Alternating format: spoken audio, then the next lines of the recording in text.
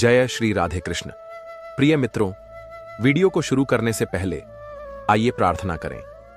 हे कृष्णा, जो भी भक्त आज इस अमृत वाणी को सुन रहा है, उनके जीवन में आपकी कृपा सदा बनी रहे और उनके सभी कष्ट दूर हो। मित्रों, इस अद्भुत वाणी को सुनने से पहले अपने विचार और भक्ति को व्यक्त करते हुए नीचे कमेंट में जय श्री राधे कृष्ण जरूर लिखें। आपकी यह भक्ति हमारी इस यात्रा को और भी अद्भुत बनाएगी। और हां, अगर आपका दिल सच में कृष्ण प्रेम से भरा है तो इस वीडियो को कम से कम 3 ऐसे अपने लोगों के साथ जरूर साझा करें जिन्हें आप अपने जीवन में सबसे ज्यादा मानते हैं, क्योंकि हो सकता है आपकी एक शेयर से किसी की जिंदगी में राधे कृष्ण का दिव्य प्रकाश उतर आए। साथ ही यदि आप हमारे चैनल कृष्णा गीता ज्ञान पर नए हैं तो अब भी सब्सक्राइब करें और घंटी के बटन को दबाएं ताकि आप हमारी हर नई भक्ति यात्रा का हिस्सा बन सके। तो चलिए बिना देरी किए इस दिव्य यात्रा की ओर बढ़ते हैं। जब जीवन में सब कुछ टूटता हुआ नजर आए, जब हर रास्ता बंद लगे, जब अपने पराये बन जाए और जब भीतर से आवाज उठे कि मैं क्यों, स्विंग करके एक क्षण के लिए आंखें बंद कर लेना और श्री कृष्ण के उस वाक्य को याद करना, जो कुछ तुम्हारे साथ घट रहा है वही तुम्हारे लिए उचित है। वाक्य केवल शब्द नहीं बल्कि जीवन का परम सत्य है। हम अक्सर चाहते हैं कि ईश्वर हमारी इच्छाओं को उसी रूप में पूरा करे जैसे हमने कल्पना की है, लेकिन हम यह नहीं समझते कि हमारी कल्पना सीमित है और उसकी दृष्टि असीम। कृष्ण ने अर्जुन को महाभारत के युद्ध में यही तो सिखाया था, जो हुआ वह भी तुम्हारे भले के लिए था, जो हो रहा है वो भी तुम्हारे हित में है और जो होगा वह भी तुम्हारे लिए अनुकूल ही होगा। अर्जुन ने अपने जीवन की सबसे बड़ी उलझनें उस समय झेली थीं जब उसे अपने ही संबंधियों के विरुद्ध शस्त्र उठाने थे। वह टूट चुका था, पर कृष्ण की वाणी ने उसमें आत्मविश्वास का दीपक जलाया। जीवन के उस संघर्ष में वह अकेला नहीं था, उसके साथ उसकी आस्था खड़ी थी। मनुष्य जब भी यह सोचता है कि उसके जीवन में सब कुछ विपरीत हो रहा है, तब वह यह भूल जाता है कि ईश्वर केवल तुम्हारी मांग नहीं, तुम्हारी आवश्यकता देखता है। तुम्हें कभी ऐसा कुछ नहीं देता जो तुम्हें खोखला कर दे, बल्कि वह वही देता है जो तुम्हें भीतर से मजबूत बनाए। कई बार तुम्हारी प्रार्थनाएं स्वीकार नहीं होती क्योंकि उससे कहीं श्रेष्ठ कुछ और तुम्हारे लिए तैयार हो रहा होता है। दुखों की काली रातें भी ईश्वर की योजना का हिस्सा होती हैं, ताकि जब सूरज निकले तो उसका उजाला सीधा तुम्हारी आत्मा में उतर जाए। अगर जीवन में तुम्हें किसी ने धोखा दिया, अगर तुम्हारी मेहनत का फल नहीं मिला, अगर लोग तुम्हें बार बार गिराने की कोशिश करते रहे, तो समझो यह सब तुम्हें उन रास्तों से हटाने के लिए हो रहा है जो तुम्हारे योग्य नहीं थे। ईश्वर उन दरवाजों को बंद करता है जहां तुम्हारा आत्मसम्मान को चला जाता, जहां तुम्हारी शांति लुट जाती, जहां तुम्हारा विवेक धुंधला हो जाता। वह उन रास्तों पर ले जाता है जहां तुम अपने होने का अर्थ समझ सको। श्री कृष्ण कहते हैं कि जब तक तुम स्वयं को ईश्वर की योजना के अनुरूप समर्पित नहीं करते, तब तक जीवन संघर्षों से भरा लगेगा। लेकिन जैसे ही तुम यह मान लेते हो कि जो भी हो रहा है वह उसकी इच्छा से है, तुम्हारी आत्मा एक अजीब सी शांति का अनुभव करती है। तुम्हारे भीतर एक गहराई से आवाज उठती है, जो मेरा है वो मुझ तक आएगा और जो नहीं है वह चला भी जाए तो अच्छा है। तब न हार सताती है, न सफलता के अभाव में निराशा घेरती है। तब तुम हर स्थिति में स्थिर रहना सीखते हो। कभी कभी जीवन में देरी होती है, लेकिन इन देरी में भी ईश्वर की योजना छिपी होती है। जैसे एक बीज को अंकुर बनने में समय लगता है, वैसे ही ईश्वर तुम्हारी परिस्थितियों को इस तरह गढ़ता है कि जब समय आए तो तुम उस रूप में खड़े हो सको जो केवल सतह पर नहीं बल्कि आत्मा से भी सुंदर हो। वह तुम्हें तुरंत नहीं देता, क्योंकि वह तुम्हें परिपक्व बनाना चाहता है, तुम्हारे धैर्य की परीक्षा लेता है, और जब तुम अडिग रहो तभी वह सब कुछ देता है जो वास्तव में तुम्हारा है। जब कोई रिश्ता टूटता है, जब कोई अवसर हाथ से निकल जाता है, जब कोई सपना अधूरा रह जाता है, उस समय यह समझना कठिन होता है कि इसमें भी ईश्वर की भलाई छिपी है। लेकिन जब समय बीतता है और तुम पीछे मुड़कर देखते हो, तब हर छूट, हर नुकसान, हर आंसू एक वरदान की तरह प्रतीत होते हैं, क्योंकि वे तुम्हें वहां ले आए जहां आज तुम हो, एक मजबूत, अनुभवी और समझदार आत्मा के रूप में। यही श्री कृष्ण की लीला है। वह तुम्हें वहां नहीं छोड़ते जहां तुम रो रहे हो, वह तुम्हें उठाकर वहां ले जाते हैं जहां तुम स्वयं को समझ सको। जो लोग आज तुम्हें नहीं समझते, जो परिस्थितियां आज तुम्हें कमजोर बना रही हैं, जो असफलताएं आज तुम्हारा आत्मविश्वास डगमगा रही हैं, वे सब तुम्हें उस मंजिल की ओर धकेल रही हैं जहां तुम अपने होने के गहरे अर्थ को समझ सको। श्री कृष्ण ने कभी अर्जुन को यह नहीं कहा कि युद्ध मत करो, बल्कि उन्होंने कहा, कर्म करो, फल की चिंता मत करो। और यही बात जीवन में भी लागू होती है। जब तुम पूरी निष्ठा से प्रयास करते हो और फिर परिणाम को ईश्वर पर छोड़ देते हो, तभी सच्चा समर्पण होता है। हर मोड़ पर तुम्हें लगेगा कि चीजें वैसी नहीं हो रही जैसी तुमने चाही थीं, लेकिन धीरे धीरे यह अनुभव होगा कि वे वैसी हो रही हैं जैसी तुम्हें जरूरत थी। ईश्वर तुम्हारे जीवन का रचयिता है। वह तुम्हें वहां नहीं ले जाएगा जहां तुम्हारा पतन हो, बल्कि वहां ले जाएगा जहां तुम्हारा उत्थान निश्चित है। तुम उसके पास प्रार्थना लेकर जाते हो, वह तुम्हें समाधान देता है, लेकिन कभी कभी उस समाधान का रूप तुम्हारी अपेक्षा से भिन्न होता है। यही कारण है कि हमें अपने मन की नहीं, उसकी योजना की प्रतीक्षा करनी चाहिए। ईश्वर के दृष्टिकोण से देखा जाए तो कोई भी घटना, चाहे वह कितनी ही कठिन क्यों न लगे, व्यर्थ नहीं जाती। हर दर्द, हर बिछड़न, हर असफलता एक अध्याय है उस पुस्तक का जिसे तुम्हारा जीवन कहा जाता है। और उस पुस्तक का लेखक स्वयं श्री कृष्ण है। वह तुम्हें अधूरी कहानी नहीं देता। वह चाहता है कि तुम पहले पृष्ठ से अंतिम पृष्ठ तक उसका साथ निभाओ।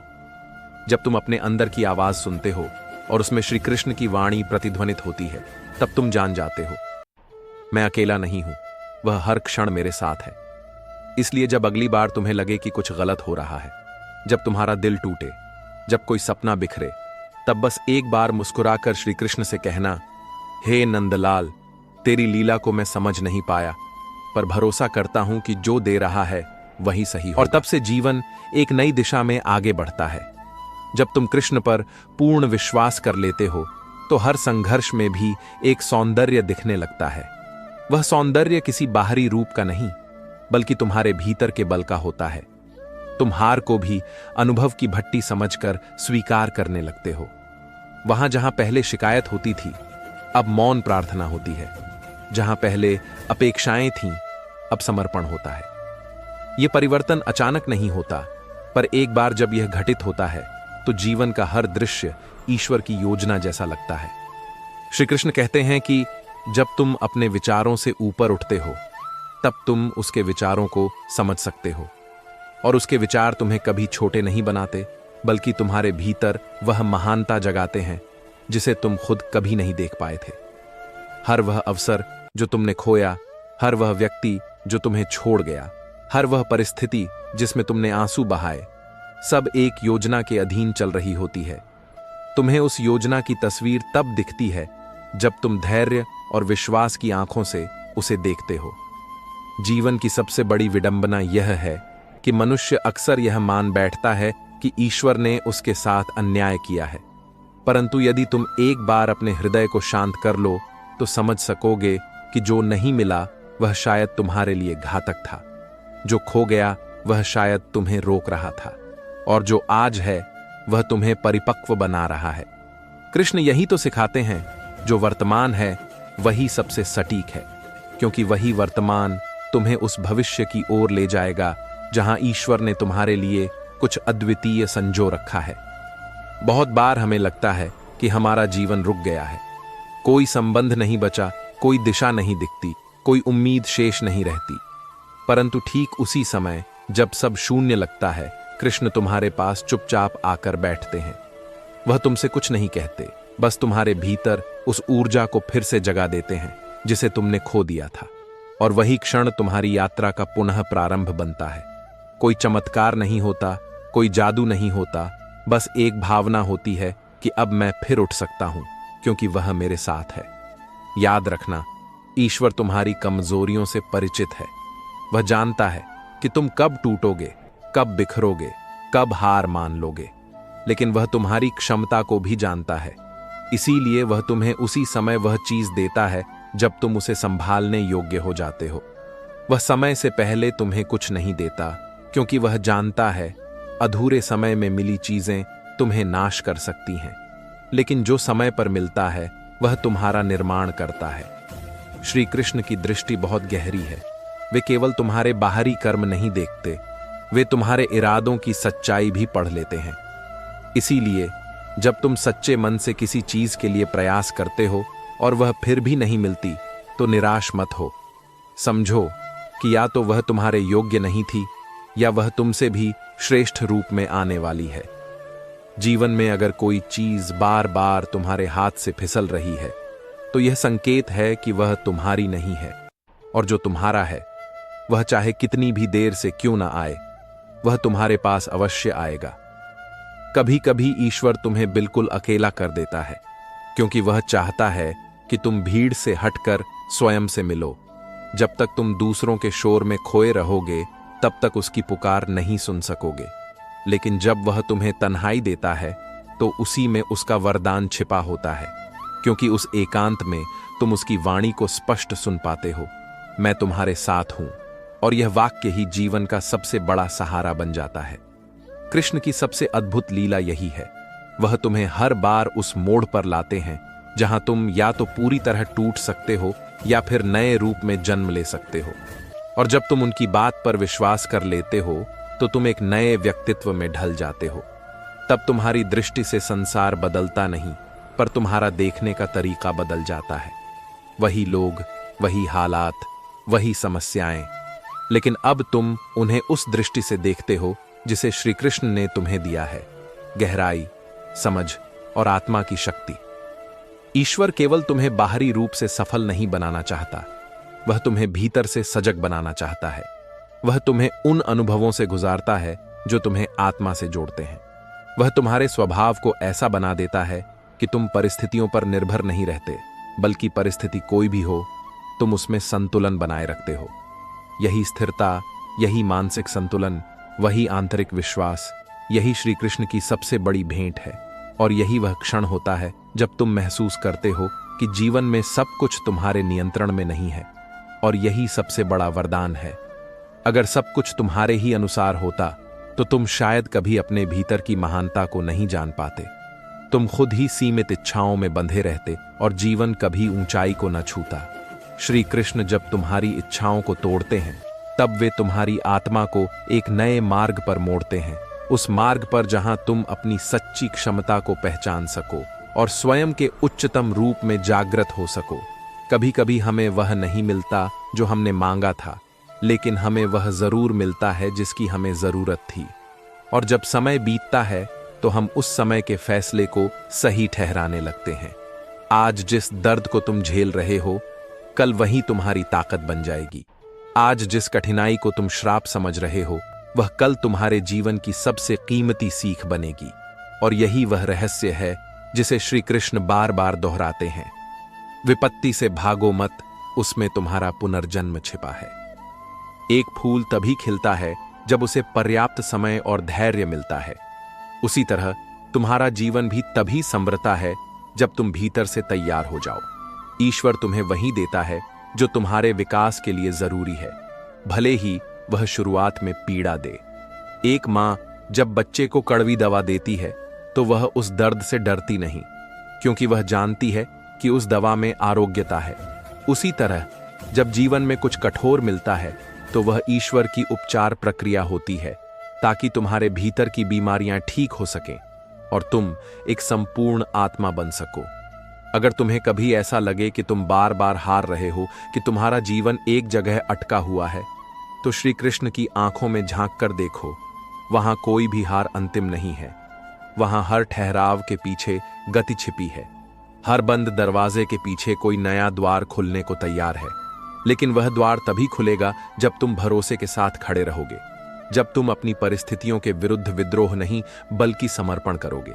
समर्पण का अर्थ यह नहीं कि तुम प्रयास करना छोड़ दो। समर्पण का अर्थ है कि प्रयास करते समय तुम्हारे मन में चिंता नहीं, बल्कि विश्वास हो। और यह विश्वास तब आता है जब तुम जान जाते हो कि कोई शक्ति तुम्हारे जीवन का संचालन कर रही है, और वह शक्ति केवल न्यायप्रिय ही नहीं बल्कि प्रेमपूर्ण भी है। श्री कृष्ण केवल न्याय करते ही नहीं, वह प्रेम से तुम्हारे जीवन को सजाते भी हैं। उनके न्याय में भी करुणा है, उनकी लीला में भी सहानुभूति है। जब तुम जीवन में पीछे मुड़कर देखते हो तो तुम्हें समझ में आता है कि हर उस क्षण जब तुमने सब कुछ खो दिया था, वास्तव में तुमने कुछ पाया था। अनुभव, समझ, स्थिरता और सबसे बढ़कर ईश्वर पर विश्वास। जो तुम्हें नहीं मिला उसने तुम्हें वह बना दिया जो आज तुम हो, और जो मिला उसने तुम्हें आगे बढ़ने की शक्ति दी। यह प्रक्रिया कभी आसान नहीं होती, लेकिन जब तुम श्री कृष्ण की दृष्टि से देखना शुरू कर देते हो, तब तुम हर संघर्ष में भी सौंदर्य खोज लेते हो। हर सुबह जब सूरज उगता है, वह यह कहता है कि तुम फिर से एक अवसर पा रहे हो, खुद को बेहतर बनाने का, अपने अतीत से ऊपर उठने का और ईश्वर की योजना पर फिर से भरोसा करने का। तुम्हारे जीवन में जो भी घटा है वह तुम्हें तोड़ने नहीं बल्कि तुम्हें गढ़ने के लिए था। जैसे एक मूर्तिकार पत्थर को काटता है तो वह उसे नष्ट नहीं कर रहा होता, वह उसमें से सुंदरता को बाहर ला रहा होता है। वैसे ही ईश्वर भी तुम्हारे जीवन के अनुभवों से तुम्हें तराश रहा है, ताकि अंत में तुम एक ऐसी आत्मा बन सको जो सच्चे अर्थों में सुंदर और उज्जवल हो। जो आज तुम्हें अधूरा लग रहा है वह कल पूर्णता में बदल सकता है। जो राहें आज अंधकारमय लग रही हैं, उनमें कल प्रकाश की किरणें फूट सकती हैं। इसीलिए श्री कृष्ण कहते हैं, तुम्हारा काम केवल कर्म करना है, फल देने का काम मेरा है। और जब तुम इस भाव को अपनाते हो, तब जीवन से भय समाप्त हो जाता है। तब कोई भी असफलता तुम्हें नहीं रोक सकती, कोई भी चोट तुम्हें नहीं गिरा सकती, क्योंकि अब तुम जान चुके होते हो कि ईश्वर तुम्हारे साथ है। और यही वह सत्य है जिसे स्वीकार कर लेने से जीवन का सारा विष पिया जा सकता है। जब तक तुम परिणामों के पीछे भागते रहोगे, तब तक तुम बेचैन रहोगे, लेकिन जब तुम उस अदृश्य शक्ति पर भरोसा करके अपने कर्म करते हो, तब भीतर एक शांति उतरती है, और वह शांति तुम्हें संसार के हर प्रलोभन से मुक्त कर देती है। अब तुम्हें किसी की मान्यता की जरूरत नहीं होती, किसी की तुलना से डर नहीं लगता, किसी अस्थायी सफलता का मोह नहीं रहता, क्योंकि अब तुम्हारा आधार कोई बाहरी वस्तु नहीं बल्कि श्री कृष्ण की उपस्थिति होती है। और यही शांति, यही आंतरिक स्थिरता तुम्हारे जीवन को उस बिंदु पर ले जाती है जहां न तो कोई डर बाकी रहता है, न कोई लालच। जब मनुष्य कृष्ण की वाणी को आत्मा में उतार लेता है, तब वह जान जाता है कि हर घटना, हर परिस्थिति, हर मोड़, चाहे जितना भी कठिन क्यों न हो, एक उद्देश्य के साथ घटित हो रहा है। वह उद्देश्य तुम्हारे उत्थान का है, तुम्हारी आत्मा को परिष्कृत करने का है और तुम्हें उस स्थिति तक पहुंचाने का है जहां तुम केवल भौतिक नहीं बल्कि आध्यात्मिक रूप से भी समृद्ध हो जाओ। श्री कृष्ण जब जीवन में कोई चीज छीनते हैं तो वह केवल इसलिए नहीं कि वह तुम्हें देना नहीं चाहते, बल्कि इसलिए कि वह तुम्हें उस चीज से बेहतर देना चाहते हैं। और जब वह कुछ देर लगाते हैं तो वह केवल तुम्हारी परीक्षा नहीं बल्कि तुम्हारी तैयारी भी कर रहे होते हैं। तुम्हारे भीतर सहनशीलता, धैर्य और समर्पण की क्षमता को विकसित करने के लिए वह समय का सहारा लेते हैं। और जब तुम उस परीक्षा में उत्तीर्ण होते हो, तब वह तुम्हें वह सौंपते हैं जो तुम्हारे लिए वास्तव में उचित होता है। एक बिंदु पर आकर तुम यह समझने लगते हो कि हर नुकसान तुम्हें कुछ नया सिखाने आया था और हर छूट तुम्हें किसी बड़ी प्राप्ति के लिए तैयार कर रही थी। तुम अपने भीतर के पुराने कमजोर हिस्सों को पीछे छोड़ने लगते हो और अपने भीतर उस प्रकाश को महसूस करने लगते हो जिसे श्री कृष्ण अहम ब्रह्मास्मि की भावना से जोड़ते हैं। जब तुम्हें यह बोध हो जाता है कि तुम केवल शरीर नहीं, आत्मा हो, तब तुम्हारे लिए दुनिया की कोई भी कमी, कोई भी बिछड़ाव, कोई भी असफलता स्थायी नहीं रहती। श्री कृष्ण का उपदेश केवल युद्ध के मैदान के लिए नहीं था, वह हर दिन के संघर्षों के लिए था। हर बार जब जीवन तुम्हें परीक्षा में डालता है, हर बार जब कोई दरवाजा बंद होता है, हर बार जब लोग तुम्हारी निष्ठा पर सवाल उठाते हैं, तब श्री कृष्ण की वही वाणी तुम्हारे भीतर गूंजती है, अपने कर्म पर ध्यान दो, परिणाम की चिंता मत करो। और यही विचार तुम्हें उस अंधेरे में रोशनी की तरह दिशा दिखाता है। दोस्तों, इस वीडियो में फिलहाल इतना ही। मैं आशा करता हूं कि आपको इस वीडियो से बहुत कुछ सीखने को मिला होगा। अगर ये बातें आपके दिल को छू गई हों तो कृपया वीडियो को लाइक और शेयर जरूर करें। कमेंट में जय श्री राधे कृष्ण लिखना ना भूलें, ताकि पूरे वातावरण में कृष्ण नाम की मधुर गूंज फैल सके। और अगर आप ऐसे ही और ज्ञानवर्धक एवं प्रेरणादायक वीडियो पाना चाहते हैं तो हमारे कृष्णा गीता ज्ञान यूट्यूब चैनल को सब्सक्राइब करें और घंटी का बटन जरूर दबा दें, जिससे हर नई वाणी सबसे पहले आपको मिले। भगवान श्री कृष्ण सदा आपके जीवन को आनंद, शांति और प्रेम से भर दें। अपना ख्याल रखिए, मुस्कुराते रहिए। जय श्री राधे कृष्णा।